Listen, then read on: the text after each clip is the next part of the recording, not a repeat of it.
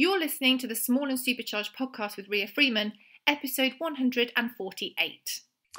Well, on today's podcast, we're joined by the fabulous Jennifer Corcoran, who is a LinkedIn expert. And I met Jennifer virtually, of course, because of these COVID times, because we both won awards at Enterprise Nation's Top 50 Advisors. And Jennifer, of course, using LinkedIn, reached out and we got chatting and a few things happened and we're here today. So thank you so much for joining me today, Jennifer. Thanks for having me on, Ria.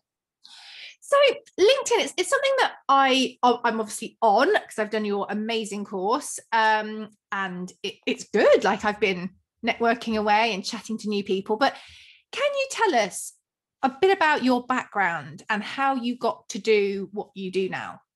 Sure. So I never really started off in the social media or marketing world. It's something I kind of fell into by accident, really. So back in Ireland, I studied English and French. This is going to be a bit of a long story, hopefully not too long, but I studied English and French at uni, and then I fell into admin style roles. I didn't really know what I wanted to do.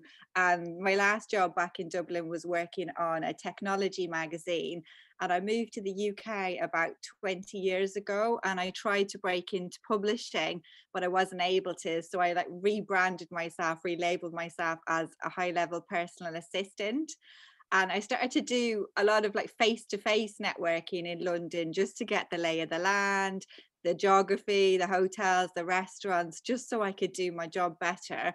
And around the same time, LinkedIn started up. So I ignored it, if I'm honest, for the first few years. And then I went to a talk and I thought I have to get onto LinkedIn. It'll help me to do my job better. So that's how I first started to use it. And I used it initially just to connect with my colleagues in London. Then I kind of branched out to the UK, then globally. And the same with my peers, first PAs in London that could help me with my job. Then it was like PAs all over the world. And then I started to connect with clients of our company, partners, suppliers, trainers, just anyone that I found interesting. And I really started to build my network. And I just found it such a great tool for my job. It just enabled me to connect and build great relationships, and it helped me to negotiate discounts for my company and just kind of get in places that I couldn't before. So I could get into any hotel or restaurant at the drop of a hat, and I just really I loved it as a networking tool. So if I ever went to any event or conference, I'd reach out to all the attendees in advance and the speakers. So anytime I go to a networking event now as a business owner, I do the exact same. And for me as an introvert, it's great because it takes away that icky kind of feeling of walking into a face-to-face event or a Zoom event now, because somebody always knows me. So I've kind of paved the way with my introduction on LinkedIn first. So that, it's funny that you mentioned we met on LinkedIn, because that's what I do the whole time. I'm always reaching out to connect with people first. And I started to use it for years, in my job, really enjoyed it, built up my network, won a few awards at the most networked PA in London, and then a national rising star for a women's network. And then I had done all my training with Pittman Training, and I won one of their global super achiever awards. And at this point, it was a hobby, really. I just loved LinkedIn, but it wasn't part of my role. Even though I used it to help me do a better job, it wasn't built into my role.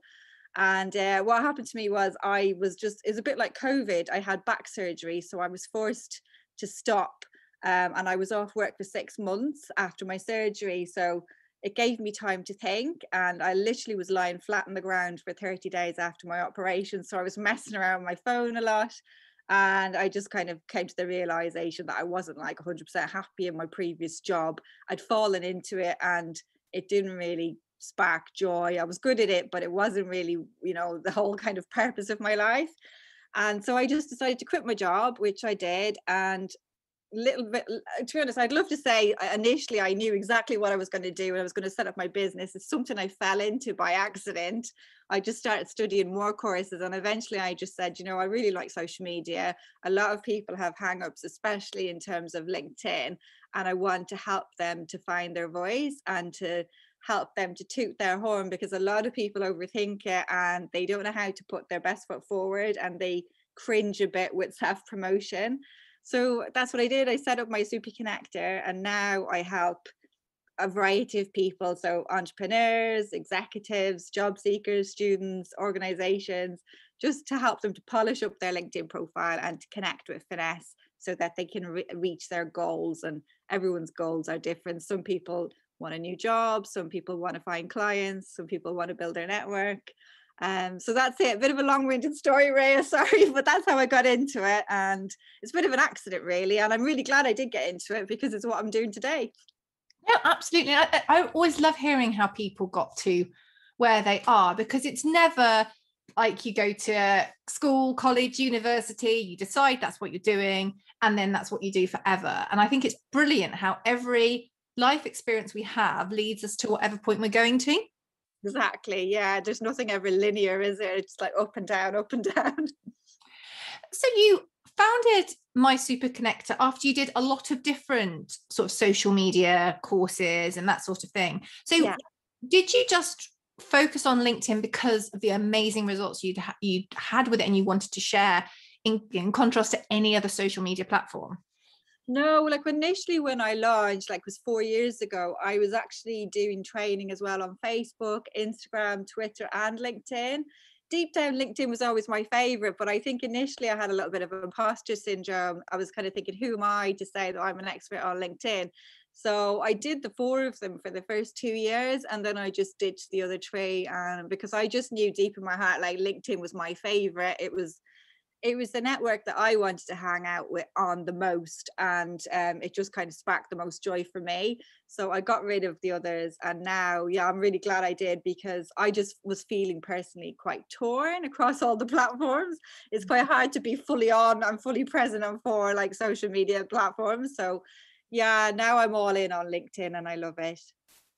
Because it is quite a different experience using LinkedIn to using Twitter or Facebook or Instagram or Pinterest, or they've all obviously got their own kind of special things about them. But what do you really love about the way that LinkedIn works?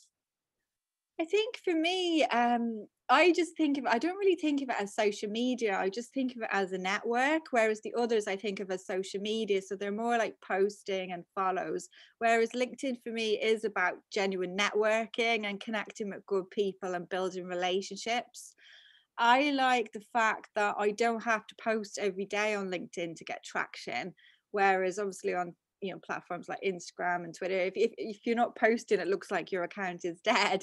Yeah. So for me, that the magic of LinkedIn really is messenger for me. So it's behind the scenes, and then the ultimate magic is getting it off LinkedIn.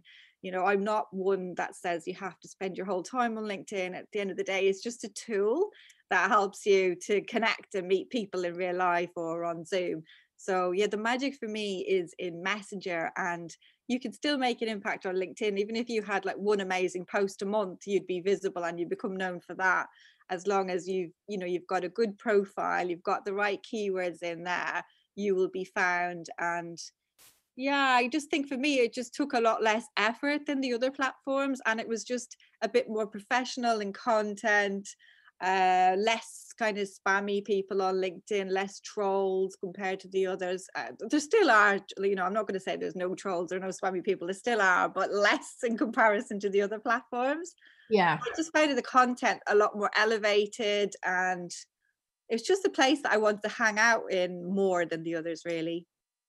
So would you say that LinkedIn's a bit of a sort of dark horse in the world of social media? Because I know that a lot of people that I deal with and I speak to, Instagram and Facebook, just because of the sheer reach of them, the sheer size of them, especially if they're a business to a B2C business rather than a B2B business, they're kind of where their focus is. And I think that's quite right. If you're trying to target the end user, I would agree with that. But obviously from a B2B point of view, for making those amazing connections, LinkedIn definitely has a lot to offer. So do you feel like it's a bit underutilized by a lot of people, and why do you think that is? I think it is, because I think it's evolved like massively over the years. But if you haven't kind of kept up to date with the way it's changed, a lot of people still think of it as an online CV. So they treat it the same way as it was like 18, 19 years ago. But it has massively evolved into like a personal branding type of platform. And I think there's such amazing organic reach on LinkedIn in comparison to any of the other platforms. It's a real missed opportunity because only 1% of the people on LinkedIn are creating content. About 9% are actually engaging and commenting, and you've got 90% of all users. Like, there's about 740 million people using it at the moment, and 90% are just lurking and watching in the sidelines. So if you are one of the brave 1% that puts content out there, you really have good chance to get, you know, visibility within your network. And I do think B2C can make an impact as well on LinkedIn. I know a few different people that you would expect more creative, like I know a yoga lady who's making an impact, and an artist. And I think it's good actually in a way if other people within your industry are not on LinkedIn, because you will become the yoga lady on LinkedIn, and you know, you will be the one that will stand out as opposed to several thousand yoga ladies on Instagram or Facebook. So I just think there's great organic reach if you tap into it. So you're clearly super passionate about LinkedIn, and I know from doing your course, because you've got a couple of online courses which we are going to talk about as well, and you obviously set about educating people and helping them to use it better. So how have you done that? What options have you offered in your business to help people with that? I think I've got a bit of a pick and mix of services really. So I have like some online training courses that one helps you to build your profile, one helps you to build your company page. Then I do video audits of people's profiles. It's literally just my hand going through the top of their profile down to the bottom, like a little mini audit. Then I do strategy sessions with people on Zoom, like one-to-one, so we can touch on anything really from their profile or their company page or their content or their connection strategy, the messages they're sending. I do workshops as well for groups of business owners, for some membership sites, for a lot of corporates. In relation to corporates, it's a lot about employee engagement and advocacy and trying to get all the employees on brand really. So like a wide variety. And in the future, I'm going to be launching a new group program, which will be just specifically for female entrepreneurs. So I'm just kind of putting the final touches to that at the moment. So that's a bit of a to be continued. But yeah, it's a pick and a mix. It just depends. Some people like online training. Others want to chat to you in person and talk it through, or others like to work off an audit. Yeah. Now, you've mentioned the different options on LinkedIn. Obviously with Instagram, we've got different kinds of profiles. With Facebook, we've got pages, groups. What have we got on LinkedIn, and what are the differences there? I think if you're like a business owner, the two main things you really need are your LinkedIn profile, your personal profile, and then your LinkedIn company page. You will connect with most people, you know, through your profile, and you will always get more engagement as a person because that's the way the algorithm runs. It will always feature an individual over a company. But I still think it's worthwhile having a company page, because on your company page you can be 100% focused on the services and the products that you're offering, and be, I suppose, in inverted commas, more businessy. Whereas when you connect with somebody as an individual, they're not necessarily interested in your product or service. It's like meeting someone at a networking event. You don't necessarily want to buy from them. Maybe over time they'll become interested. So you can't like talk 100% about your services as an individual. Otherwise people will just tune out. So your company page is a good place to show up in addition to your personal profile. And it's just a second way that people can find you. You never know. Some people might remember your company name, others might remember your personal name. So it's just another way for you to show up in search and the algorithm. You could also have a group if you're a business owner as well. That's another way that you could increase your reach. There's lots of different things you could do, but I think the two basics for a business owner would be your personal profile and your company page. I know that you've got an amazing group on LinkedIn. The name completely escapes me at this moment, which I'm going to ask you about. But I'm part of that group, and I guess with groups, a bit like with Facebook, it's around a kind of common theme, isn't it? It's not always about the promotion perhaps that you would do on a company page. It's a different feeling inside the group. Yeah, I think some people, they just feel more relaxed within a group setting as opposed to the whole home feed at large. They feel more exposed on a general home feed, but in a group, they just feel a bit more relaxed if there's smaller numbers. So my group is called Networking Tips with My Super Connector. I'd love to have the word LinkedIn in the title, but LinkedIn actually, they don't allow you to put it in the title anymore. They did years ago. So my group is completely about LinkedIn, but I'm unable to stick it in the title, which is quite frustrating. But yeah, the whole topic of my group is LinkedIn, really. And I think groups, they used to be super active years ago, really like loads of engagement, and then they did die a bit of a debt. I think they're going to come back again in the future because LinkedIn are introducing new features. So for example, up to last year, you could only message 15 people a month for free across your group. So even if you were not connected, but you belong to the same group as somebody, you could mail them for free. Now you can message anyone in any group. So it doesn't matter whether you're a first degree connection or a second or a third, you can message anyone in your group. So it's a great way to start a conversation, warm with people, because you're already in a shared group. And I think in the future, LinkedIn will probably bring the live video option into groups. And I think that will really make groups a lot more engaged than they are now. My group is still quite small. It's just under 3,000. And I recently did a 5-day challenge, and that got a lot more engagement. And I think a group will only ever be as good as the host. So if the host isn't like facilitating conversation the whole time, the group will go a bit quiet, or you'll get, people drop in spammy links and disappear. And so I do think the onus is always on the group owner. I'm quite strict. I have like quite strict rules in mind that it's only the topic of LinkedIn, and I moderate all the posts. So a lot of the posts that you would never see, I delete, because they're about product, services, any old spam, so sadly I have to moderate, because I would say 9 out of 10 posts in the group are from spammy kind of things about people's products or services. But I'm hoping in the future the dynamic will change when they introduce live video.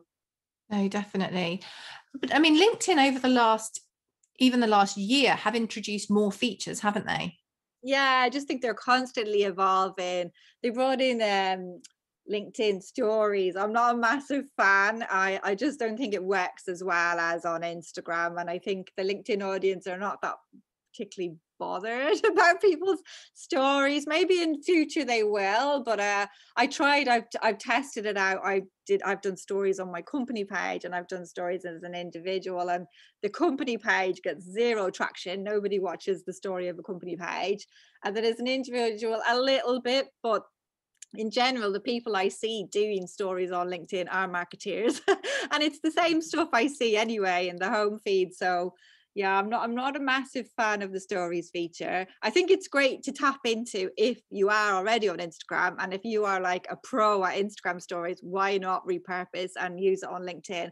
But in general, I don't think it gets much traction. Another new feature, I quite like polls. They brought that in last year, and I think that's, love it or hate it, it does get a bit more engagement, and it's a great way for you to do research, and also a great way for you to follow up with people, because I think a lot of people do polls and they get the results, but then they don't realize that you can actually click back into the poll and you can see who voted on each thing. So for example, you or me, maybe you're doing a poll about PR and the different types of, what kind of PR do you prefer? Do it yourself, one-to-one, group program?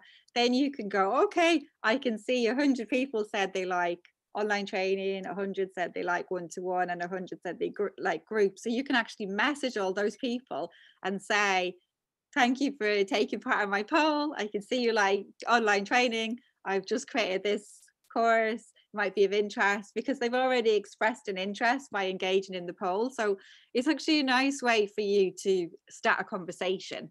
I think a lot of people don't realize that you can do that. They just kind of see the results and that's it. But they are quite good if you tap into the people who actually already engaged with you in the poll. Yeah, no, I love that idea, because as you say, I know on Instagram you can see who's voted, yes or no, or whatever you've put the options in. But taking it that step further, yeah, on LinkedIn is a really good way of connecting, isn't it? And even if they don't remember, I mean, I'm sure I've voted on polls and you're like, did I? Because it only takes a second, but then you'll remember, you will remember then. And then it's, the interested people will engage, the ones that aren't won't. But I think it's a good place to start a conversation because they did engage, whether it was for a second or 2 seconds, they actually took part. Yeah, absolutely. So thinking about all the features of LinkedIn, what are your favorites? I'm going to say it's because there's lots of different features. I know it's like picking a favorite child. So which are your favorite features, or the ones that you just use and use and use? I think for me, audio voice notes is my favorite. So that's in Messenger. And I just think it's such a nice way to move the conversation on. People are so sick of written messages and being sold to and copy and paste. Whereas when somebody sends you an audio, it's totally personalized. Nobody ever ignores my audios because it's like a voicemail. And I think you can make an impression even in 10 seconds. It's just a quick, hi Ria, how are you? Just touching base, blah, blah, blah. And that's it. And people get to hear your voice and it's a human being. And I just think they move the conversation along so much quicker. I would love to say videos, but not with lockdown here. You can also do video messages, but I only really do them, if I'm honest, for my clients. And the only other people I really see sending them are fellow LinkedIn trainers. So for me, yeah, I prefer the audio. It doesn't matter if you're having a bad hair day, and they're a really good way to keep in touch. Even with your clients, if you just take out a list of all your clients, you could send them all audios within an hour, and it just leads to so many conversations. So I think for the power of what I kind of can bring to you for the amount of time, that's probably the most powerful feature, I think. I think as well with audio, I know that if I get a voice note from somebody, it feels a lot more personal because they've used my name and they've spoken, well, like they know me, because they probably do, but that feels more personal than a typed message, which has probably taken a lot more time to type. Exactly. I mean, I do start off obviously with written. We can't send audio straight away. So if I'm connected with someone, I'll send a written one, a personalized one. And when they accept, it depends on my mood. Sometimes I could go straight to an audio and say, thanks for linking up with me. Or I could do a written and then move to an audio in the third. I have tried to do videos in the past, and I think videos can freak out people if they're not if they're not used to LinkedIn, and if they don't know the feature, it might feel a bit aggressive to some people. It's like somebody's head's in their inbox. So an audio is like a softer approach, and like you say, it's personalized. It's not a copy and paste, and even though it feels like it's taken a lot of effort, even if it's only a few seconds, and like you say, sometimes it's quicker to send an audio than to write a message. Definitely. Now, I'm sure that people listening to this will be getting quite enthused about LinkedIn now, and I hope they will, and I can't wait to see what they get up to. But if you could share a few tips for people, whether they're just getting started on LinkedIn or they want to improve their usage of it and also improve how their LinkedIn looks, what kind of tips could you share with them that they can action? Yeah, I think the first one is really just do your research and ask yourself, why are you on LinkedIn? What is your goal? Like, is it to find a new job? Is it to find clients? Is it to build your network? And be clear on who you are as a person and what you stand for, and if you're a business owner, what your business stands for. So be totally clear on your personal brand, your business brand, everything you stand for, and make sure that that's represented through your profile. So I would say to start, put the effort into building your profile, because that is the foundation of everything you're going to do on LinkedIn. No matter what content you push out, whether it's on the home feed or in the stories or Messenger, people are always going to come back and look at your profile. So if your profile is not fully optimized and selling you could fall down there and people could move on. So at a glance, definitely focus on the first impressions, which is your cover banner, the area behind your head, your headshot and your headline, because that's what people will see on both the desktop and the app version of LinkedIn. And if they're interested, then they'll connect, or they'll read your about page, your about summary. But if you don't really grab their attention at the top, and truly sell like who you are and what you do and how you can help them, you're missing out. And I think a lot of people, as you know, they don't even design a cover banner, and it's such a missed opportunity because it's like your prime advertising real estate on LinkedIn, and it really just, it's a warm introduction to who you are and what you do and how you can help. So I think of my cover banner as like a West End banner or a Broadway billboard. And if you're a business owner, you could have that branded in your brand color and your logo, and just have your essential keywords and services visible so people know. For me, LinkedIn, you know, if I didn't put the word LinkedIn, people, you know, I could say helping you shine online and they would be like, well, what the hell does she do? So just make it clear as to exactly what you do, and then definitely invest in a professional headshot. It's such a worthy investment. You can use it on LinkedIn, you can use it across all social media. If you're ever a guest on a podcast like this, or a guest blog, or a speaker, anything, you can use that photo again and again and again. And I think it just shows that you're invested in your brand. I personally wouldn't do business with somebody if they hadn't got a decent headshot. It's all about the know, like, and trust factor. So I do think it's such an important thing. And if that was the one thing I would say to take away, I would say invest in a professional headshot, because it will just make people trust you more and buy into you more. And then underneath the headshot, the headline is probably the most common mistake made on LinkedIn. A lot of people just think of it as their title, and they'll just put in consultant or coach or founder or executive, and they're not really selling themselves, because it's a lot more than your title. It's like an ABC formula. So A is your title, and then B is who you help, and C is how you help them, some kind of proof point. And you're allowed 220 characters, and you're allowed them for a reason, so that you show up in search. So I would definitely say use that space and think of how, like, who is your target audience, who do you want to connect with, and make sure that those keywords are clear in the headline. And some things you can factor in are maybe your location. So if you are London based or in Devon or Edinburgh and you only want to work there, stick that in, because then people will know, okay, that's where she or he is based.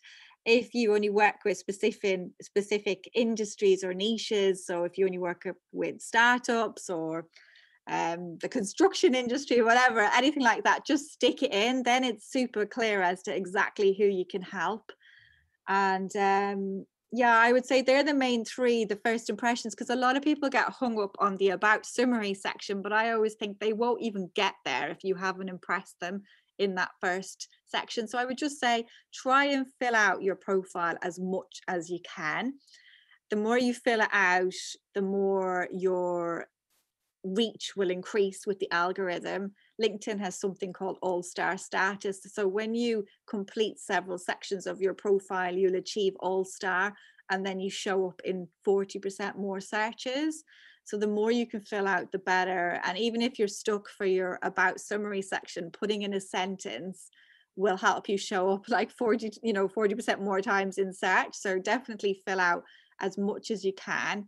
If people are really stuck, I've got a checklist that they can download from my website. It's a LinkedIn profile success checklist. It's about 7 pages long, and it will just walk you through the basic sections of your profile that you need to fill out. Amazing. And I know at the end I'll ask you to tell us all the places where you are anyway, and they can find that information from you. Now, thinking about your company journey and the journey of My Super Connector, as with any business I've ever spoken to, there are lots of highs and lows along the way. Yeah. Would you be able to share some lows with us? We're gonna go high after. Don't you worry.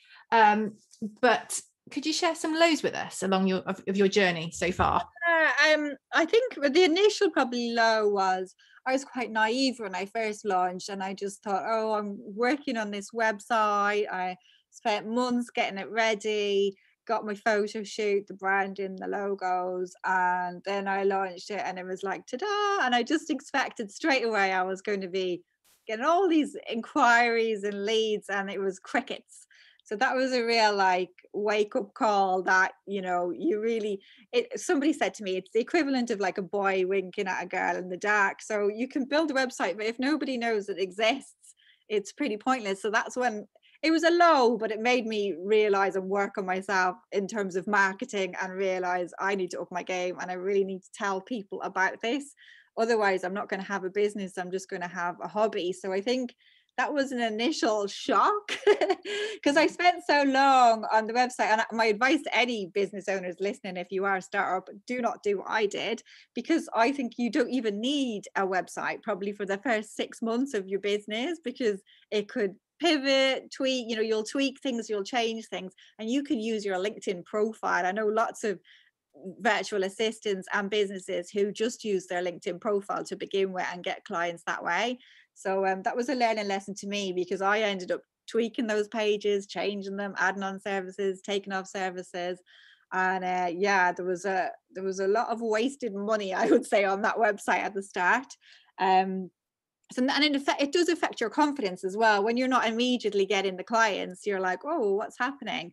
But I think it all happens for a reason. And when I got clearer on my target audience and my niche and focused on LinkedIn, because I was doing everything at the start, things started to fall into place. And I think when you do initially launch, you might be hesitant to niche because you just think, oh no, I don't want to turn people off. I want to help everyone. But by doing that, you're ultimately helping nobody, because you're not speaking clearly enough to anyone. And I think when I finally got clear, it took me 2 years to finally get clear. Things like definitely improved, and it's been on the up ever since. So I think, don't invest too much into like your website, things like that. It's just invest. Like, I think be willing to fail, and be willing to fail quickly and move on. Don't take it personally, because being in business is all about failing, and I suppose reframing the failure as learning. I think at the start you can just feel a bit, I don't know, disillusioned or fed up with yourself, or think, you're not good enough, because we're not taught at school really to fail, or at uni. You're just taught to, do your exams, qualify, go on to uni, get a job, whatever. We're not taught to fail. So when I initially launched and I did have these few little failures, I took them really to heart. But now I don't really. I just kind of think, sod it, and just move on quickly and get on to the next thing, because you're, like you say, it is an up and down journey, and only by trying these things and failing and kind of picking yourself back up and being resilient can you move on and eventually get to the successes.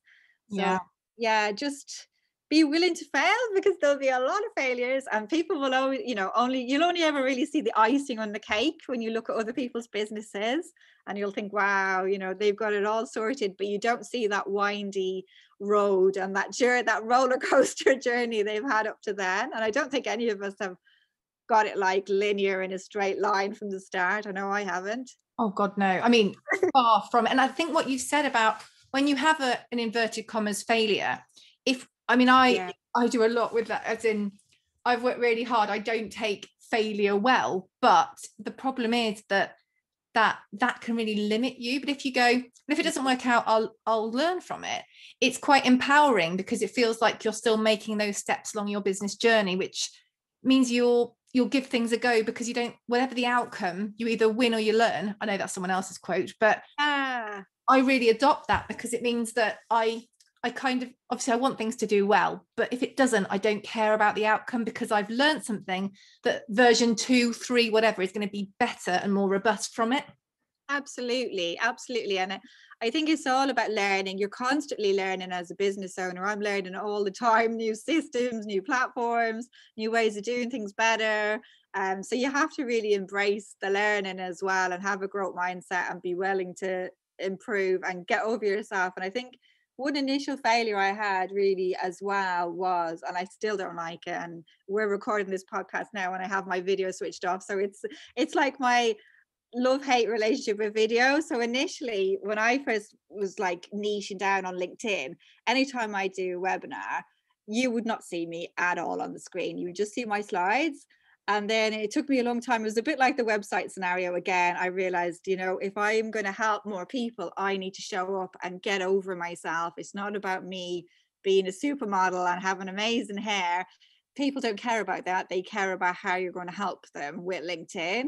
So I kind of, funnily enough, I got over myself last year in lockdown where I had the worst hair ever.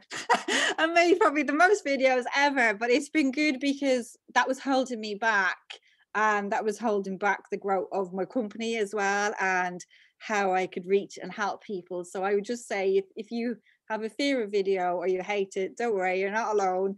But it's like anything, if you just do baby steps, it's like building a muscle, and it gets easier each time. You know, I launched my LinkedIn Live series back in October, and I remember I was absolutely bricking it. And for the first month, I actually got 4 visitors, like 4 guests on, to make it more of a, like an interview series as opposed to me talking for half an hour.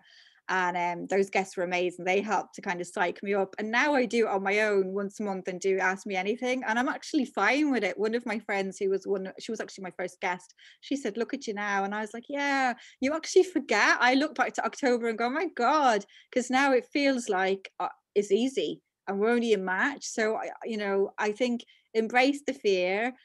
Just reframe it. I can't remember the author's name. My mind's gone a blank, but she has, instead of fear, substituted for feeling excited and ready. Yes. Because we'll always have that kind of fear, won't we, of anything new. And I know it's cliched, but everything you want is on the other side of fear, and it's all as a result of smashing through your comfort zone. I'll give you an example. Like, I met my husband online. He's my second husband, second and last, hopefully. And we met online on Guardian Soulmates. Now, did I want to go online dating? Not really. I like online, but is it nervous putting yourself out there? Of course it is, absolutely. And LinkedIn's the same.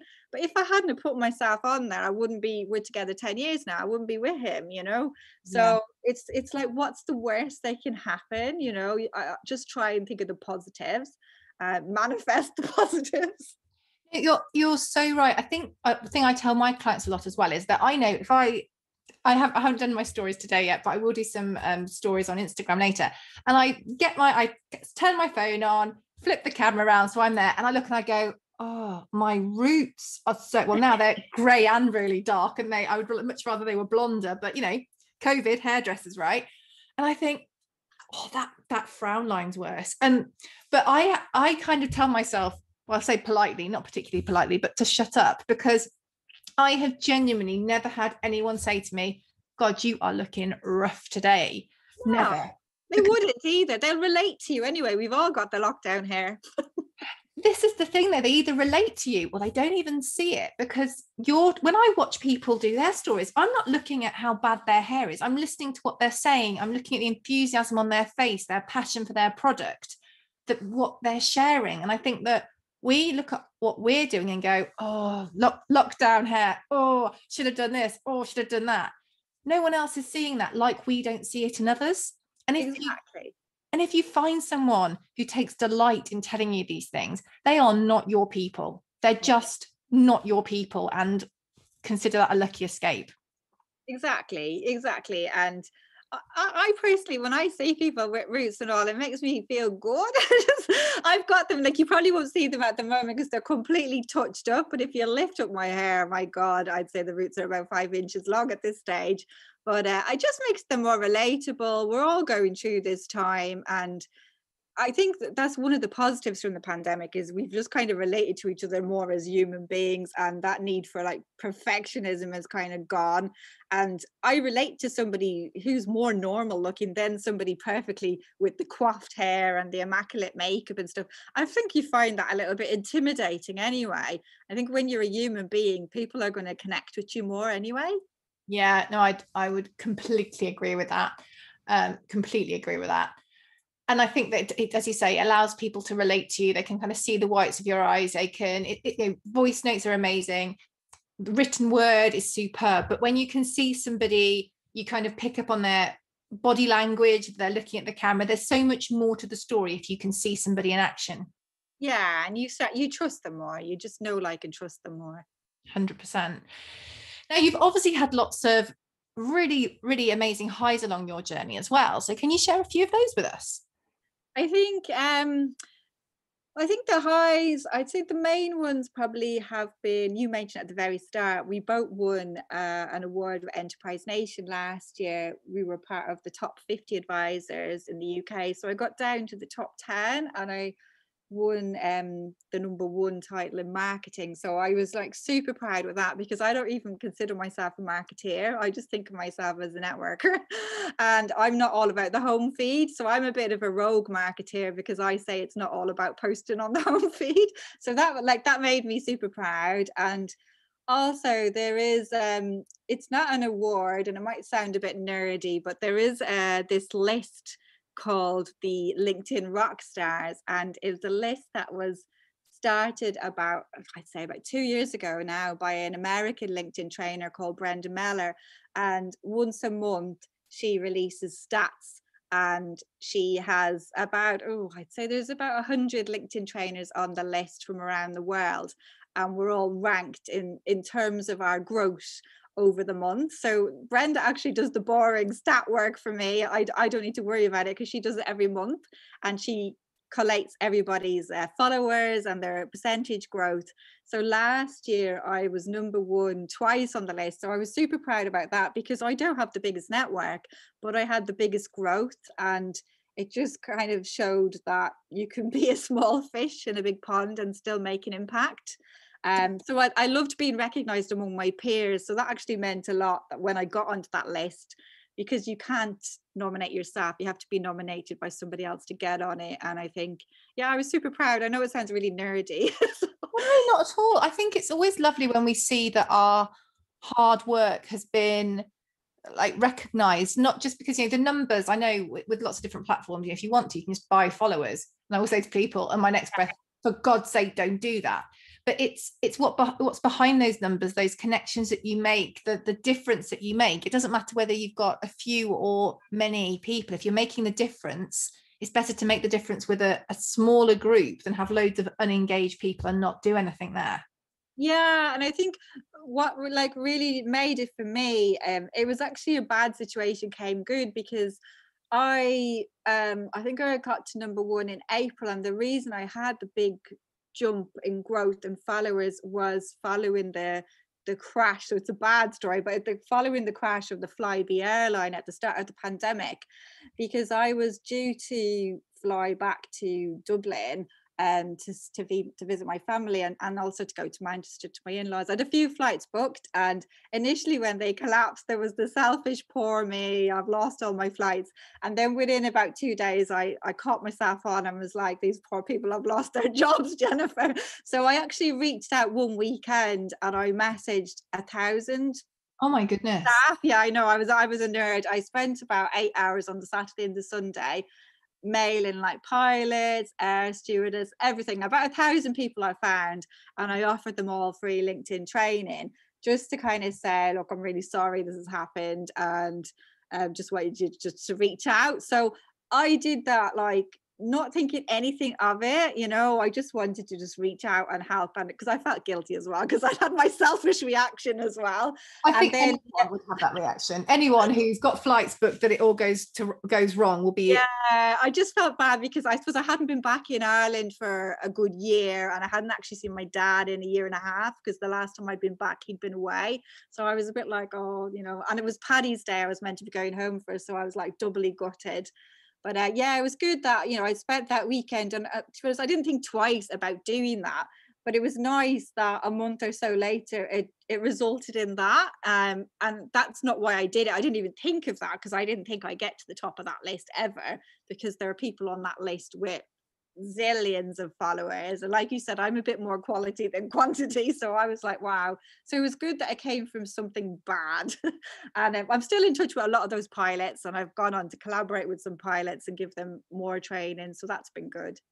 Oh, I love that. As there's so many angles of that, as reframing a bad situation and doing such an amazing job as well. And have the people that you spoke to, have they gone on and like obviously used your training, got new jobs, developed new contacts through using LinkedIn?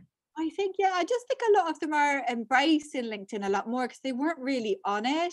A lot of them have new jobs, but they're not, obviously some of them are pilots, but for different kind of smaller airlines or aircraft, but a lot of them are just doing temporary work as drivers, delivery drivers in supermarkets, but they're just kind of keeping up their Resilience, really. And they've got a great network now, so they're all like keeping in touch and supporting each other, whereas before, I remember speaking to one of the guys who got me in to chat to them, and he said, look, most pilots are introverts, they like being in the cockpit by themselves and they're not good networkers. And I was like, oh, I never really thought of it like that. And I was like, yeah, I get that. So now they're all happily at least connected online and networking and bigging each other up, whereas I think before they wouldn't have really ever tapped into LinkedIn.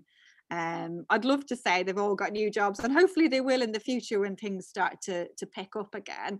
But at least they've got a new network, and they're like supporting each other and encouraging each other and helping each other as much as they can. And doing everything they can to stack the odds in their favour, which I think is all any of us can really do. What we're doing. So tell us all the places where we can find you online, Jennifer. Of course, unless there's anything else you would like to add and share with us.